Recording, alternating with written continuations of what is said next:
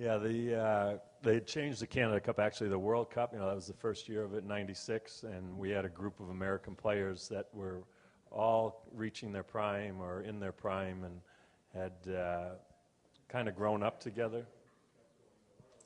And so we felt very confident going into the tournament, and we gained confidence throughout, and we played Canada in a few exhibition games and had done well, and been a few fights, and we finally had like big guys that were good players, and so we went into the finals best of 3 against Canada and lost the first game in Philly in overtime, and now we got to go to Canada and to Montreal and win 2 games, and we won that first one, went into that second one, and Mike Richter was unbelievable, stopped like 21 shots in the second period.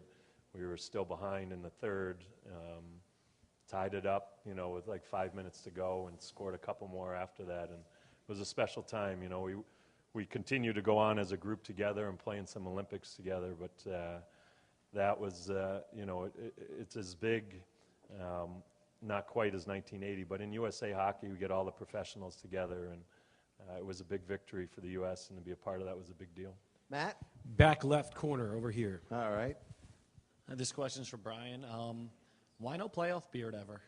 Yeah. It used to itch the heck out of me, and I'd grow it, and Mess had enough of the playoff beard by the time he was. At one point, Mess was in the finals 7 of his first 15 years in the league, or 14 years in the league, and so by the time he was in New York, he's like, it doesn't matter. He goes, we got to win it on the ice. Doesn't matter what you do. And I was like, thank goodness, I'm not growing that beard. It drives me crazy. So we just, and everyone on the team, we only had a few guys that went with it, so it was not a big deal. Hey, Don. Hey, Brian. Mike Miller from BronxGoblin.com.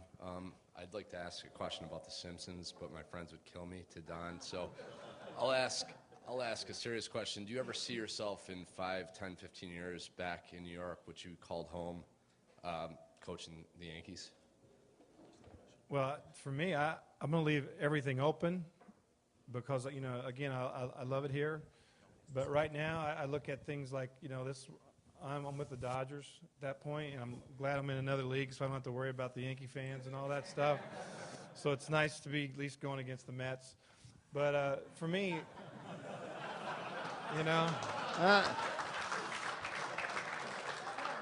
so, you never say never. You hope the doors are open, but situation, I really want to establish myself, put the best team we could put on the field out there, create a, kind of add on to that, the kind of the tradition of the Dodgers and that organization, and really try to establish myself. I really want to, obviously I want to do a great job.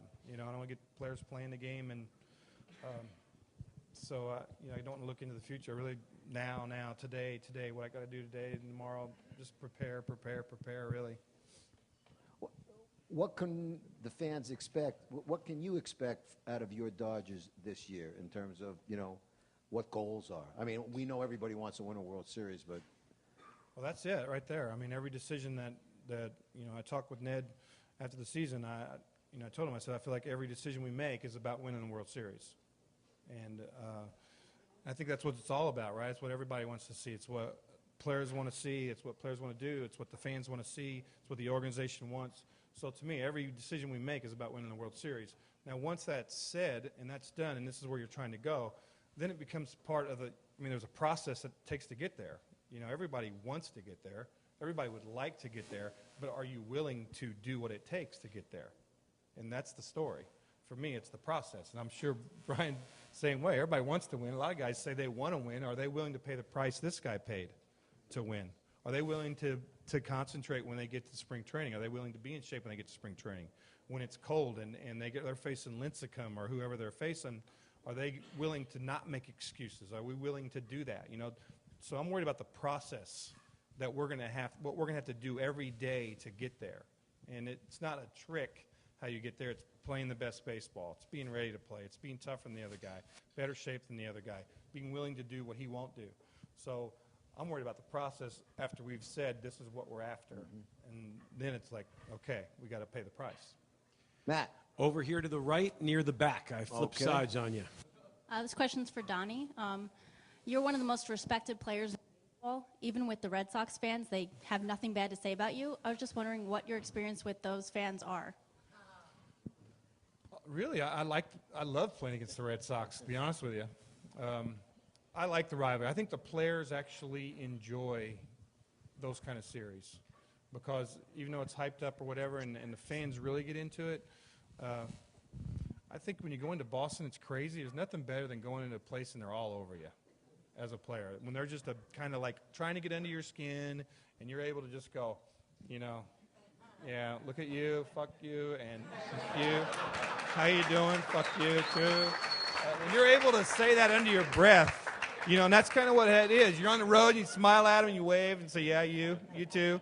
And but you kind of take that attitude, you know, and it's fun. And those, I think guys that like to play aren't afraid of the field. The field don't change. The rink doesn't change. Well, maybe it does in hockey a little bit, right? Some rinks are smaller. Used to, but now we're pretty much uniform. Yep.